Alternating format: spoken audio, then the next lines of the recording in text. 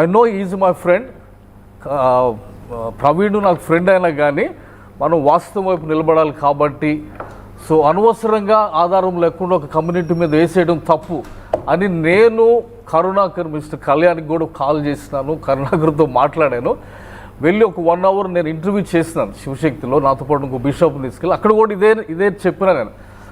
Logical conclusion రీజనింగ్గా మనం మాట్లాడుకుంటే first వచ్చిన 2 ఫుటేజెస్ చాలు అది యాక్సిడెంట్ అని చెప్పేయడానికి. అంత క్లారిటీగా పోలీస్ డిపార్ట్మెంట్ ఇచ్చారు. ఇక తర్వాత మా వాళ్ళకి ఆయనకి కడుపు ఉంది, తర్వాత ఆయన పొడుగున్నాడు, విజయవాడలో మార్చేసి ఉంటారు, ఇవన్నీ చెప్తుంటే దెన్ ఐ వాజ్ సైలెంట్. నేను సైలెంట్ గమనిస్తూ ఉన్నా. కానీ ప్రతి ఫుటేజీ అది యాక్సిడెంటే అని చూపిస్తూ ఉంది. తర్వాత ఇది ఏఏ క్రియేట్ చేశారు అన్నారు. దెన్ ఐ సెడ్ ఓకే, అంటే it is turning to something else. Then అప్పుడు కరుణాకర్తో నేను నేను చెప్పింది ఏంటంటే లాస్ట్ ½ an hour ఇంకా ఆయన ఇంటి దగ్గర నుండి ఎల్బీ నగర్కి వచ్చేళ్ళకి నువ్వు డూప్ పెట్టాలి. ½ an hourలో how you can manufacture dupe. ఒకవేళ నువ్వు డూప్ క్రియేట్ చేయగలిగినా కూడా ఆయన ఇంట్లోంచి బయటికి రాగానే ఆయనకి నువ్వు గన్ను పెట్టడమా లేకపోతే దూరం నుండి గన్ను చూపించడమా, అంటే ఆయన నీ కంట్రోల్లో తెచ్చుకోవాలంటే అంత హై డ్రామా చేయగలిగితే కానీ అతన్ని నువ్వు డూప్ క్రియేట్ చేయలేవు. అసలు రీజనబుల్గా కానీ లాజికల్గా కానీ అది సెన్స్ లేకుండా ఉందన్నమాట. ఆ తర్వాత ముస్లిమ్స్ మీదకి వేయాలని చూశారు. I said that is ruled out. So first day నుండి I said though he's my friend but we have to stand for what is right. ఒక ఎవిడెన్స్ లేకుండా హిందూ సంఘాల మీదకి తోసేయడం తప్పు అని చెప్పి ఖచ్చితంగా వెళ్ళి మాట్లాడి నేను వచ్చిన.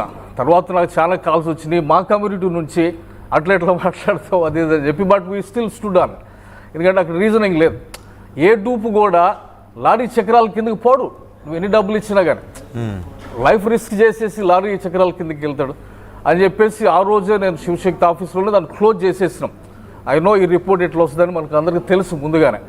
బట్ నా పాయింట్ ఏంటంటే చాలా క్లియర్గా నేను మాట్లాడాలనుకుంటుంది ఏంటంటే మార్చురీ దగ్గరికి ఒక 60,000 మంది వచ్చారు ఆ రోజు. ఆ తర్వాత నుండి కొన్ని వేల మంది ర్యాలీలు తీయడానికి రోడ్ల మీదకి వస్తూ ఉన్నారు క్రిస్టియన్ కమ్యూనిటీ నుండి. సో వాళ్ళ కన్సర్న్స్ వినేది ఎవరు? ఇంకొక తప్పు నేను గమనిస్తుంది ఏంటంటే రాజకీయ నాయకులుగా ఉన్నవాళ్ళు ఎంపీ హర్ష్ కుమార్ గారు కానీ, ఎక్స్-ఎంపీ హర్ష్ కుమార్ గారు, కేఏ పాల్ గారు కానీ, వాళ్ళు ఒకసారి it is a political career ఎత్తుకున్న తర్వాత వాళ్ళు ఒక వర్గం వైపు ఎట్లా నిలబడతారు?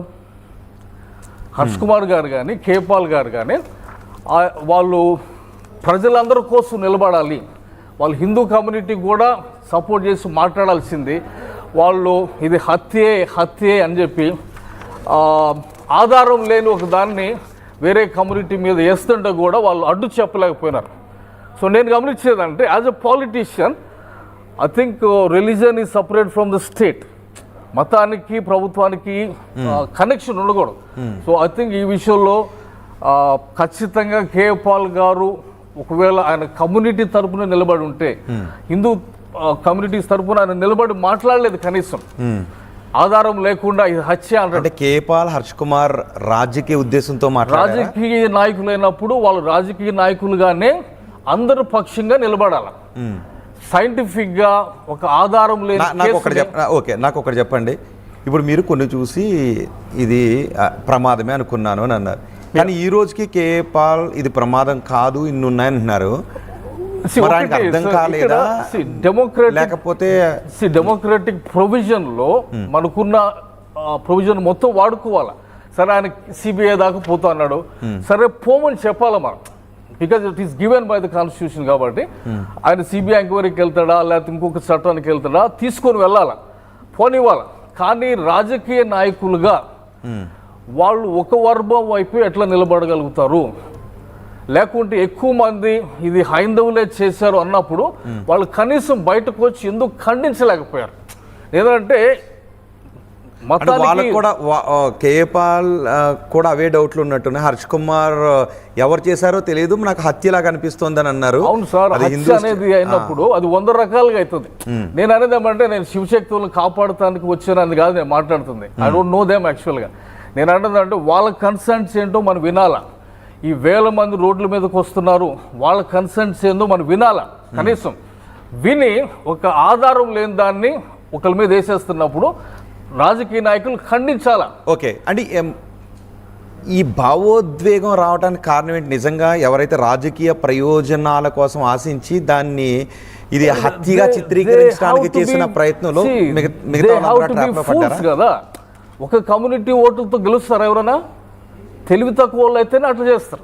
నేను అనేది ఏమంటే వాళ్ళు గెలవాలంటే కమ్యూనిటీ అంతా ఉండి ఓట్లు వేస్తేనే గెలుస్తారు. అట్లాంటి టైంలో ఒక కమ్యూనిటీని నువ్వు లూరు చేయడం కోసం, వాళ్ళని దువ్వటం కోసం వాళ్ళ సైడ్ ఎట్లా నిలబడి మాట్లాడతాం? కానీ అనిల్ గారు మరి ఎందుకు ఇప్పటికీ 80% మంది ఇంకా మాకు ఇది హత్య అనే డౌట్ ఉందని ఎందుకు అభిప్రాయపడుతున్నారు? సార్ అది it's a very sad state. అది అంటే అది మతంలో ఉన్న దరిద్రతో ఏదో తెలియదు, కానీ అది అదే టెక్నాలజీ వచ్చి ఒక పరిపక్వత లేని, అంటే నేను ఆ రిపోర్ట్ చూస్తూ ఉన్నప్పుడు నేను చాలా బాధపడుతున్నాను ఎందుకంటే కామన్ సెన్స్ అక్కడ ఒక లారీ కిందకి డూపెట్లు వెళ్ళిపోతాడు. When you watch the clip అని వెళ్తే లారీ కిందకి వెళ్ళి ఆల్మోస్ట్ అంత రిస్క్ తీసుకోవడం అనేది ఒక డూపెట్లు చేస్తాడు. కరుణాకర్ సుగుణాతో మాట్లాడు అంటే ఆ రోజున 300 కెమెరాస్ మేనేజ్ చేయటం, ఒక బస్సును తప్పించడం. దేర్ ఆర్ సో మెనీ, అంటే కామన్ సెన్సే లేని పరిస్థితి వచ్చింది అక్కడ. సో అంటే నా కమ్యూనిటీ, క్రిస్టియన్ కమ్యూనిటీకి నేను అనేది ఏమంటే బైబిల్లో కూడా మాట ఉంది ఏంటంటే నీ పూర్ణ మనస్సుతో దేవుని ప్రేమించడం. అంటే వీళ్ళు మనస్సు అనే దాన్ని గాలికి వదిలేస్తే రీజనింగ్, లాజిక్, కామన్ సెన్సు ఇవన్నీ మనం గాలికి వదిలేస్తే మనము మత ఛాందస్వాదులం అవుతాం, కానీ we don't become actually good citizen also, good Christian also. So ఆ లాజిక్ వదిలేదని నేను 25th నుండి చెప్తానే ఉన్నా. కానీ ఫస్ట్లో అనిపించిందా మీకు ఆ బైక్ పడ్డ పొజిషన్? కానీ ఫస్ట్లో కొన్ని డౌట్స్, ఆ చెక్కల మీదకి బ్లడ్ ఎందుకు వచ్చింది, బైక్ అలాగే ఎందుకు పడింది? ఒక మాట, చెక్కల మీదకి బ్లడ్ వచ్చి అంటే నేను అంటుంది మా వాళ్ళు మాట్లాడినటువంటి ఏమంటారు రీజనింగ్ లేనటువంటిది. చెక్కల మీదకి బ్లడ్ వచ్చింది అన్నారు. వచ్చింది అన్నప్పుడు ఆ చెక్కల మధ్యలో 2-3 డ్రాప్స్ పడతాయా? ఆ చెక్క తీసుకొని మనిషికి కొడితే ఆ కొనాకు ఉంటుంది ఆ బ్లడ్. చిన్న లాజిక్ అది. ఒక కట్టె తీసుకొని మనిషిని కొడితే ఆ కట్టె మధ్యలో 2-3 డ్రాప్స్ చిందినట్టు ఉంటుందా, లేకపోతే కట్టెకి కొనాకు ఉంటుందా? అట్లాంటివి దాదాపు కొన్ని 100 డౌట్స్ వ్యక్తం చేశారు.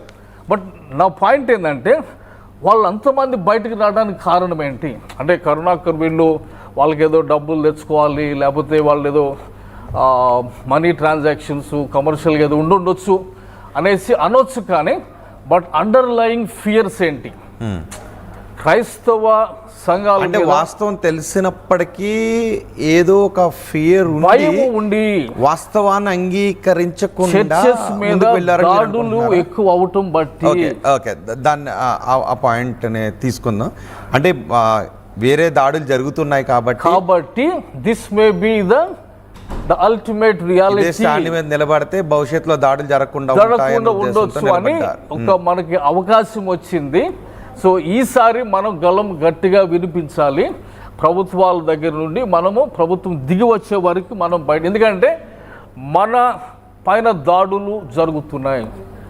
సో ఆ విషయంలో కూడా అది మనం మాట్లాడాలి. ఓకే, దాని గురించి మాట్లాడదాం. ఒకసారి మనం లీవ్ గారు మీ దగ్గరికి వస్తాను అండ్ కళ్యాణ్ దగ్గరికి వెళ్తాను. ఒక్కసారి మీద కళ్యాణ్ దగ్గరికి కళ్యాణ్ గారు ఎలా చూస్తున్నారు? ఇప్పుడు వచ్చిన రిపోర్ట్, ఇప్పుడు జరిగిన ఆందోళనలు, ఇప్పటివరకు జరిగిన డిబేట్స్. నమస్తే అండి.